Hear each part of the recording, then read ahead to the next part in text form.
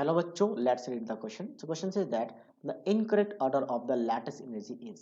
So सबसे पहले lattice energy क्या होती है यहाँ पे डिस्कस कर लेते हैं। जब कोई आइसोलेटेड गैसेस आयंस कंबाइन करके एक मोल आयनिक कंपाउंड बनाती है।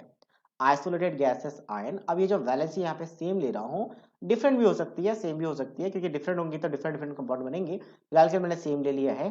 तो आइसोलेटेड गैसेस आयंस जब कंबाइन करके एक मोल ऑफ सॉलिड कंपाउंड बनाती है, तो जितनी एनर्जी रिलीज होती है इसे कहता है लैटिस एनर्जी। तो जितना ज्यादा चार्ज होगा, फोर्स ऑफ अट्रैक्शन बढ़ेगा, तो ज्यादा स्ट्रॉन्गर सॉलिड बनेगा। तो इसका मतलब ये कह सकते हैं कि lattice energy will be directly proportional to the charge. Secondly, अगर मान लो साइज इंक्रीज कर जाए, तो साइज जब इंक्रीज करेगा तो फोर्स ऑफ अट्रैक्शन डिक्रीज कर जाएगा साइज बढ़ने से। तो फोर्स ऑफ अट्रैक्शन डिक्रीज करेगा, इसका मतलब लैटिस एनर्जी कम होगी। तो हम ये सेकंड फैक्टर कह सकते हैं कि साइज के इनवर्सली प्रोपोर्शनल होगा लैटिस एनर्जी। बट अगर कभी फैक्टर मुझे चेक करना हो चार्ज और साइज में, तो पहला प्रायोरिटी हम हमेशा चार्ज को देंगे।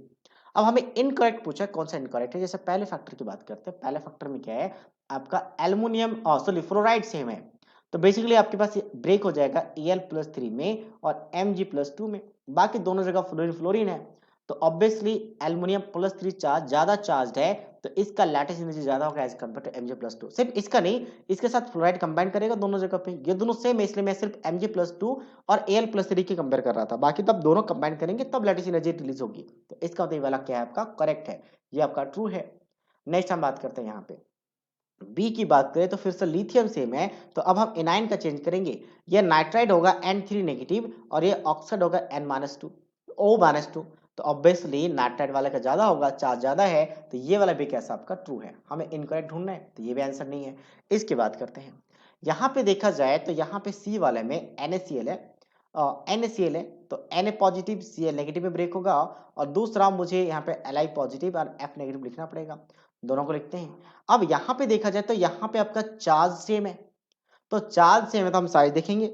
अब लिथियम और सोडियम में ऑब्वियसली लिथियम का साइज स्मॉलर होता है, और यहाँ पे क्लोरीन और फ्लोरीन में फ्लोरीन का साइज स्मॉलर होता है, तो ऑब्वियसली इनका लैटिस एनर्जी ज्यादा होना चाहिए। बट जब यहाँ पे आपका रॉन्ग दिया है, तो मतलब ये फॉल्स है और इनकरेक्ट है, तो ये आंसर हो जाएगा। ठीक है। अच्छा, एक और चीज कि लिथियम के नीचे सोडियम होता है, एक ही ग्रुप का एलिमेंट्स है, और फ्लोरीन के नीचे क्लोरीन होता है, एक ही ग्रुप का एलिमेंट्स है। इसलिए मैं डायरेक्टली बोल सकता हूँ कि down the group size increase करते हैं तो लिथियम का साइज स्मॉलर होगा एज कंपेयर टू सोडियम, और यहाँ पे फ्लोरीन का साइज स्मॉलर होगा एज कंपेयर टू क्लोरीन, इसलिए हमने डायरेक्ट ट्रिक लगाया। नेक्स्ट बात करते हैं डी पे। डी बात करें तो यहाँ पे क्या लिखा है, TiC।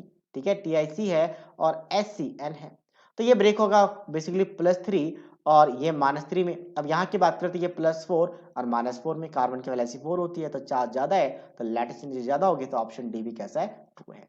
So that means only C is the right answer of this question. I hope you understood it well. All the best.